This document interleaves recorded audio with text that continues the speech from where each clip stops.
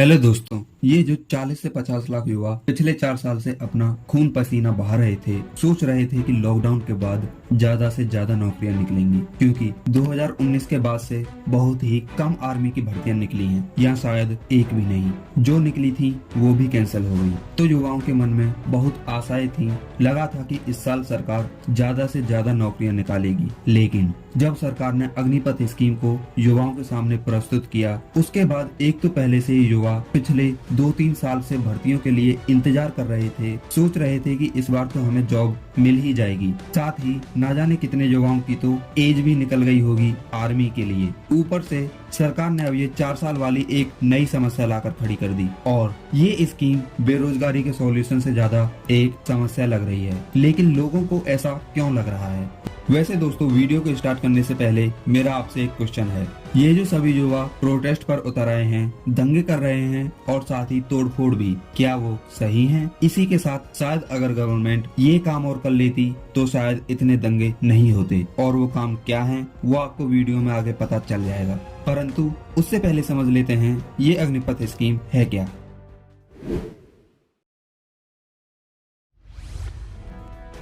Agnipath scheme को समझने से पहले ये जानना जरूरी है कि ये स्कीम है किन लोगों के लिए। दरअसल दोस्तों, ये स्कीम स्पेशली आर्मी फोर्सेज, जल, थल और वायु के लिए अनाउंस की गई है। साथ ही ये स्कीम सिर्फ ऑफिसर लेवल से कम रैंक की पोस्ट के लिए एप्लीकेबल है, यानी अग्निपथ स्कीम सिर्फ सोल्जर लेवल की पोस्ट के लिए एप्लीकेबल है, जिससे अब जो भी सोल्जर लेवल की भर्तियां होंगी वो अब अग्निपथ स्कीम के अकॉर्डिंग होंगी। अब समझते हैं कि अग्निपथ स्कीम आखिर है क्या। वैसे दोस्तों, इस स्कीम में रिक्रूटमेंट यानी सिलेक्शन की प्रोसेस में कोई चेंज नहीं है, यानी जवानों की भर्तियां जैसे पहले होती थी बिल्कुल वैसे ही होंगी, जो 17.5 से 21 वर्ष के जवानों के लिए होंगी। हालांकि 2020 के लिए इस एज को बढ़ाकर 23 कर दिया गया है, बट आगे के बैचेस के लिए 2020 के बाद सिलेक्शन में सिर्फ 17.5 से 21 साल तक ही जवान अप्लाई कर पाएंगे। वैसे तो दोस्तों, ये स्कीम मेल्स और फीमेल्स दोनों के लिए है, लेकिन अभी सिर्फ मेल्स के लिए ही वैकेंसीज आई हैं, बट आगे फीमेल्स के लिए भी वैकेंसीज आ जाएंगी, और वो भी बहुत जल्द। तो ये स्कीम बेस्ड है 4 इयर्स की साइकिल पर, यानी अब से जो भी जवान आर्मी में सिलेक्ट होंगे वो हमारे देश भारत की सेवा के लिए सिर्फ 4 साल के लिए सिलेक्ट होंगे, और 4 साल उन सिलेक्टेड सोल्जर्स में से सिर्फ 25% ही परमानेंट जॉब के लिए जा पाएंगे। जो बचे हुए 75 सोल्जर्स होंगे उन्हें अग्निपथ सेवा निधि के तहत घर भेज दिया जाएगा। वैसे दोस्तों, इस स्कीम में एक अच्छी बात यह भी है कि इस स्कीम में हर बार 45 से 50,000 सोल्जर्स के लिए भर्तियां निकलेंगी, जो शायद साल में 2 बार भी हो सकती हैं। जो अग्निवीर सिलेक्ट होंगे उन्हें 6 मंथ्स की ट्रेनिंग और 3.5 इयर्स की सर्विस के बाद उनमें से 25% सोल्जर्स परमानेंट सर्विस के लिए चुने जाएंगे। ये जो 25% अग्निवीर सिलेक्ट किए जाएंगे, इन सभी को अपनी इस 4 इयर्स की सर्विस के अकॉर्डिंग कुछ मार्क्स मिलेंगे, यानी इस 4 इयर्स की सर्विस में अगर आप अग्निवीर हैं तो आपके ऊपर हर समय निगरानी रखी जाएगी, जिसके आधार पर आपको मार्क्स दिए जाएंगे, और जो अग्निवीर सबसे ज्यादा मार्क्स प्राप्त करेंगे उन्हें परमानेंट सर्विस के लिए 25% में लिया जाएगा। साथ ही इस स्कीम के तहत अग्निवीर की एवरेज सैलरी भी ज्यादा है। इस स्कीम पे पहले जो सोल्जर्स होते थे उनकी सैलरी के मुकाबले पहले साल के लिए एक अग्निवीर की सैलरी 30,000 होगी, और इसी तरह हर साल सैलरी बढ़ेगी, और लास्ट 4th ईयर में एक अग्निवीर की सैलरी 40,000 होगी। हालांकि इस सैलरी में से 30% सैलरी अग्निवीर सेवा निधि के तहत फंड में जमा कर दी जाएगी, यानी आपकी इन हैंड सैलरी 30% कम होगी। बट इसी के साथ गवर्नमेंट भी सेवा निधि फंड में उतने ही पैसे डालेगी, जो सभी मिलाकर 4th ईयर के बाद वापस अग्निवीर को ही दे दी जाएगी। अब ये भी जान लेते हैं कि इस स्कीम में उन जवानों के बैकअप के लिए क्या किया जाएगा जो 25% में नहीं आ पाएंगे।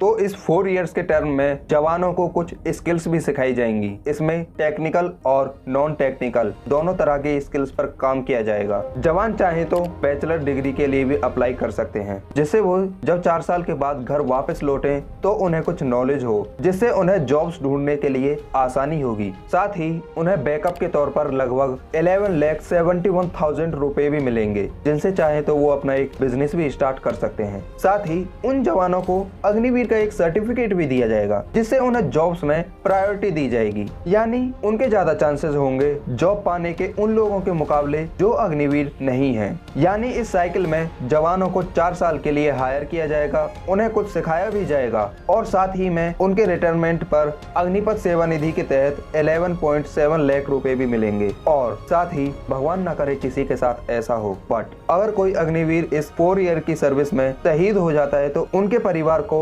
48 लाख का इंश्योरेंस बेनिफिट भी मिलेगा। इसी के साथ अगर कोई अग्निवीर डिसेबल हो जाता है तो उसके लिए भी गवर्नमेंट की तरफ से कुछ आर्थिक मदद की जाएगी। तो ये स्कीम देखने में तो बहुत अच्छी लगती है, क्योंकि 4 साल में एक अच्छी सैलरी के साथ रिटायरमेंट पर बैकअप के लिए पैसे भी मिलेंगे। साथ ही अग्निपथ स्कीम में हर बार लगभग 45 से 50,000 अग्निवीर सिलेक्ट किए जाएंगे, यानी रोजगार भी बढ़ेगा। इसी के साथ इस स्कीम के तहत एक अग्निवीर की सैलरी भी पहले के मुकाबले ज्यादा होगी और एक अग्निवीर को अगर वो 25% में सिलेक्ट नहीं होता है तो उसे 11,70,000 रुपए भी मिलेंगे, जिससे ये स्कीम एक बहुत ही अच्छी स्कीम लगती है। बट इसमें एक बहुत बड़ा ट्विस्ट भी है। 4 साल के बाद सरकार का आपसे नाता टूट जाएगा। इन 4 इयर्स में तो आपको रेगुलर आर्मी सोल्जर से ज्यादा सैलरी मिलेगी, परंतु जो रेगुलर आर्मी सोल्जर्स होते हैं उनकी तरह बेनिफिट्स नहीं मिलेंगे। पहले की तरह जब आर्मी सोल्जर्स रिटायर होते थे तो उन्हें पेंशन के साथ और भी कई बेनिफिट्स मिलते थे,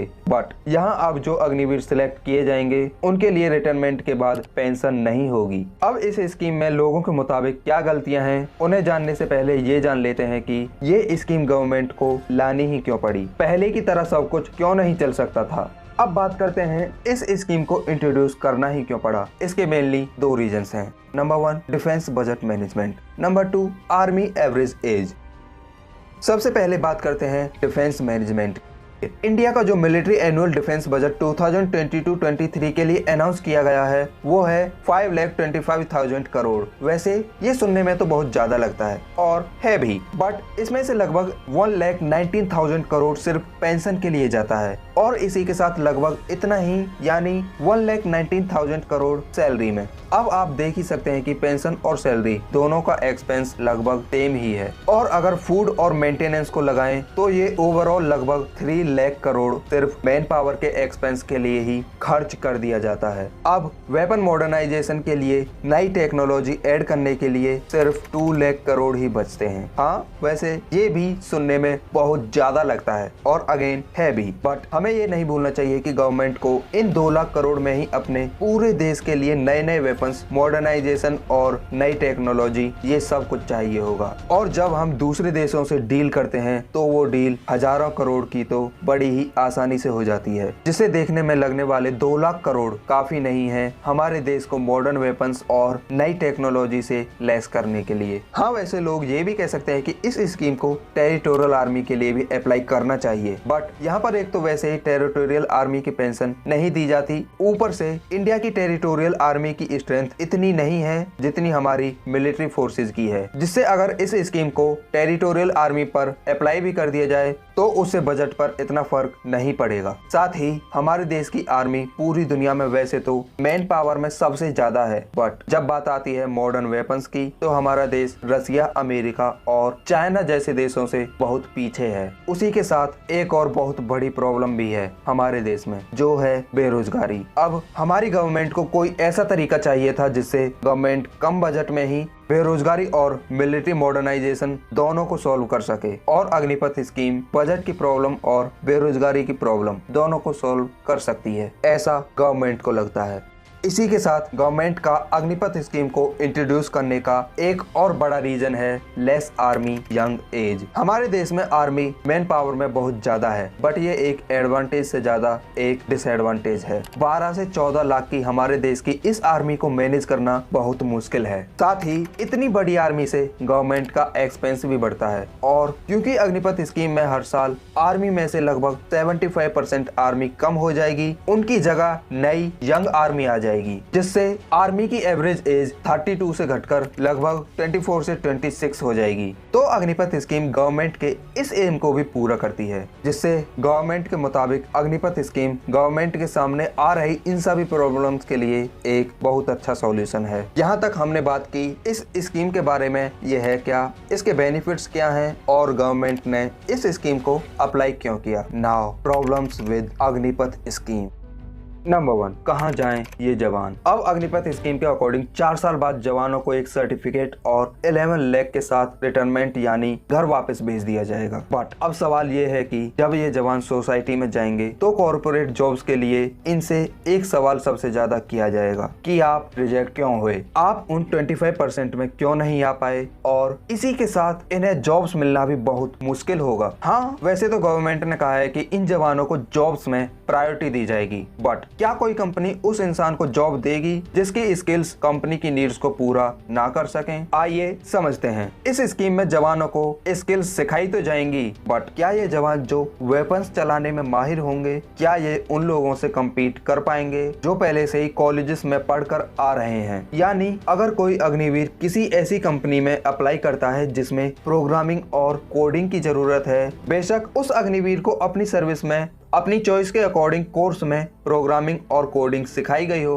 बट क्या वो उस इंसान के साथ कम्पीट कर पाएंगे जो पहले से ही सिर्फ कोडिंग सीख कर आ रहा है, वो भी कॉलेजेस से? डेफिनेटली नहीं। तो क्या कंपनीज इन अग्निवीर्स को जॉब्स के लिए लेंगी? शायद नहीं, क्योंकि कंपनीज को भी ग्रो करना है। तो वो क्यों लेंगी उन्हें जो उतनी ही सैलरी में कम काम करें उनके मुकाबले जो कॉलेजेस से पास आउट हुए हैं? तो फाइनली उन्हें छोटी मोटी नौकरी से ही काम चलाना होगा। Number 2, pension and other benefits. इसके बारे में ज्यादा बात नहीं करूंगा, क्योंकि वो आपको भी पता है कि अगर इस स्कीम के साथ पेंशन भी देती गवर्नमेंट तो ये जो दंगे हो रहे हैं वो होते ही नहीं। बट अगर गवर्नमेंट को पेंशन ही देनी होती तो गवर्नमेंट इस स्कीम को लाती ही क्यों? बट पेंशन और अदर बेनिफिट्स जो एक रिटायर्ड आर्मी मैन को मिलते हैं वो इस स्कीम में नहीं मिलेंगे। हालांकि 11,71,000 सिर्फ 4 साल की सर्विस के लिए मिलेंगे, बट ये वन टाइम अमाउंट होगा। मतलब फिर सरकार का उन अग्निवीरों से कोई नाता नहीं होगा। 4 ईयर्स के बाद जब कोई अग्निवीर बनकर घर वापस लौटेगा तो उसके हाथ में सिर्फ ये 11,71,000 रुपए ही होंगे। उसकी फैमिली को भी कोई बेनिफिट्स नहीं दिए जाएंगे। तो ये भी एक माइनस पॉइंट है इस स्कीम का। Number 3, other reasons. अब इसमें एक और बात है, ये स्कीम सिर्फ मिलिट्री के लिए अप्लाई की गई है। साथ ही एक बात जो हमसे छुपाई जा रही है कि नेताओं को जिंदगी भर पेंशन मिलती है। अगर वो सिर्फ एक बार के लिए नेता बनते हैं तब भी उन्हें पेंशन मिलती है। मतलब ये तो सबसे बड़ा घोटाला है हमारे सिस्टम में। और कई बार तो ये नेता डबल पेंशन भी लेते हैं। जैसे कोई एमपी अगर एमएलए बनता है तो उसे डबल पेंशन भी मिलती है, यानी एमपी की पेंशन के साथ एमएलए की पेंशन भी। इसी के साथ अगर इससे आपको इतना बुरा नहीं लगा तो अब लगेगा, क्योंकि इंडिया में एक्टर्स जैसे रेखा तक को भी पेंशन मिलती है। वाह, अब इन्हें पेंशन की क्या जरूरत? बट इसके डिफेंस में गवर्नमेंट का जवाब ये हो सकता है कि अगर इन सभी की पेंशन खत्म भी कर दी जाए तो भी गवर्नमेंट ज्यादा से ज्यादा 100 करोड़ ही सेव कर पाएगी। बट वहीं अग्निपथ स्कीम में गवर्नमेंट सिर्फ एक सोल्जर से कई करोड़ का बजट बचा सकती है। बट फिर भी इन नेताओं की पेंशन को भी खत्म कर देना चाहिए। मेरा मानना तो यही है। अगर ये कदम भी उठाया जाता तो यह बहुत अच्छा कदम होता, लेकिन ये क्यों करना है? सरकार भी तो नेताओं से ही बनती है, तो ये काम गवर्नमेंट क्यों करेगी? वैसे शायद इस स्कीम में और भी कमियां होंगी, बट अब बात करते हैं एक बहुत ही बड़े मुद्दे पर, जो है दी प्रोटेस्ट। अब उन लोगों पर आते हैं जो प्रोटेस्ट कर रहे हैं। देखिए, प्रोटेस्ट करना सही है या गलत, उसका फैसला करने वाला मैं कौन होता हूँ। ये जो लोग तोड़फोड़ कर रहे हैं वो बहुत गलत है। मतलब इससे किसका नुकसान हो रहा है? गवर्नमेंट का जिसके खिलाफ लोग प्रोटेस्ट कर रहे हैं, या फिर हमारा ही? देश में जो नुकसान हो रहा है उसकी भरपाई करने के लिए एलोन मस्क नहीं आएंगे, या कोई नेता अपनी जेब से एक आना तक नहीं देगा। इस प्रोटेस्ट से गवर्नमेंट को एक मौका और मिल जाता है, यानी ये लोग जो प्रोटेस्ट और तोड़फोड़ कर रहे हैं, रेल, बसेस, गाड़ियों और पब्लिक प्रॉपर्टी को नुकसान पहुंचा रहे हैं, वो हमारी देश की सेवा तो बिल्कुल नहीं करना चाहते हैं, जिससे गवर्नमेंट उल्टा उन्हीं के खिलाफ कदम उठाने लगती है और पुलिस की मदद से या फिर मीडिया की मदद से उन्हें ही गलत साबित कर देगी। तो देखिए दोस्तों, वो लोग बिल्कुल गलत हैं जो पब्लिक प्रॉपर्टी को नुकसान पहुंचा रहे हैं, क्योंकि शायद उन लोगों को नहीं पता कि कितना खून पसीना बहाना पड़ता है, जिन्हें प्रोटेस्ट में बड़ी ही आसानी आसानी से लोग तोड़कर चले जाते हैं। ज्यादा नहीं बोलूंगा, बट वो लोग गलत हैं जो इस प्रोटेस्ट में पब्लिक प्रॉपर्टी को नुकसान पहुंचा रहे हैं।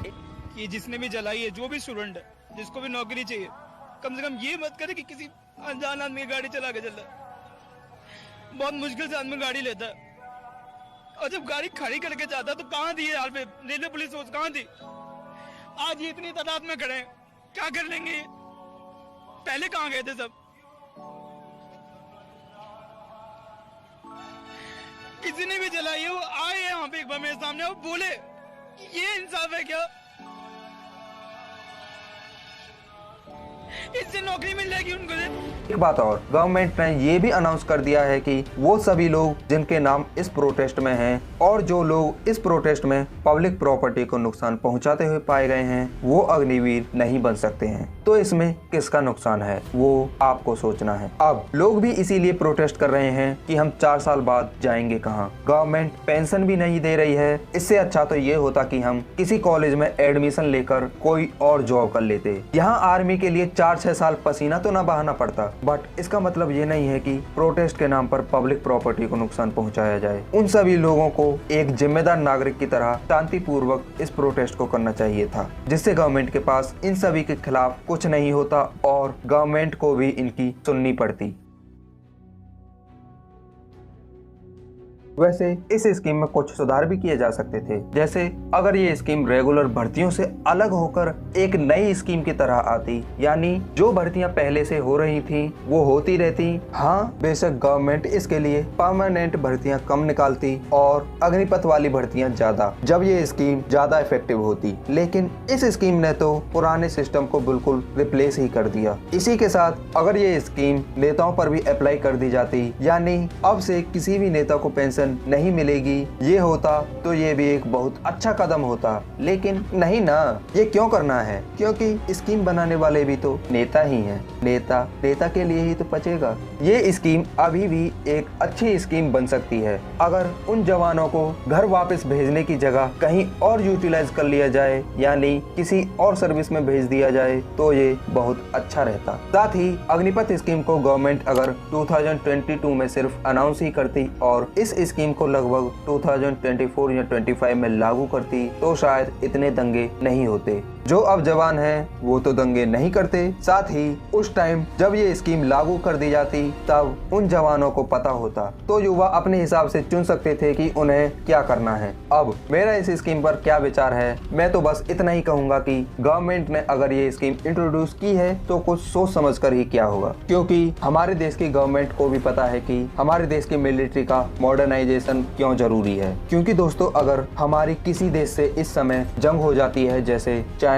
यूएसए या फिर रसिया, तो हमारा देश वैसे तो मैन पावर में बहुत ज्यादा है, बट फिर भी उनके पास ज्यादा एडवांटेज होगा, क्योंकि उन देशों के पास हमारे देश से ज्यादा मॉडर्न वेपन्स हैं। भले ही वो मैन पावर में हमारे देश से कम हो, बट उन वेपन्स की वजह से शायद वो हमारे देश पर हावी भी हो सकते हैं। उनके सामने हमारा देश कमजोर भी पड़ सकता है, और इसीलिए गवर्नमेंट ने कम बजट के साथ हमारे देश की मिलिट्री को कैसे मॉडर्न बनाया जाए, इसके बारे में सोच समझकर ही ये फैसला लिया गया होगा। और बात करें उन लोगों की जो प्रोटेस्ट कर रहे हैं और तोड़फोड़ कर रहे हैं, दोस्तों, रसिया और इजराइल जैसे कंट्रीज में तो सभी युवाओं को आर्मी में एक बार तो जाना ही पड़ता है। ये वहाँ कंपलसरी होता है, यानी आप आर्मी में जाने से बच नहीं सकते हैं। और इसी के साथ आपको बता दूं, यूएसए में तो हर साल लगभग 80% आर्मी को निकाल दिया जाता है और उनकी जगह पर नए जवानों को रिप्लेस कर दिया जाता है। तो दोस्तों, शांतिपूर्वक सोचिए इस स्कीम के बारे में, शायद आपको इसमें कुछ अच्छा भी दिखाई दे। हाँ, वैसे मैं ये नहीं कहूँगा कि इस स्कीम में कमियां नहीं है, इस स्कीम में बहुत कमियां हैं, लेकिन उसके बारे में सोचने के लिए हमसे भी विद्वान लोग मिलिट्री में बैठे हुए हैं, तो ये काम हमें उन पर छोड़ना चाहिए। बाकी सब आपके ऊपर है, आप क्या सोचते हैं इस स्कीम के बारे में। साथ ही आपके इस स्कीम पर क्या विचार हैं, लिखिए नीचे कमेंट्स में। और अगर आपको भी किसी टॉपिक पर वीडियो चाहिए तो उसे भी लिखना नीचे कमेंट्स में। इसी के साथ share this video and subscribe to our channel और बने हमारी छोटी सी फैमिली का बड़ा हिस्सा। तब तक कुछ इंटरेस्टिंग जानने के लिए ये वाली वीडियो देखो।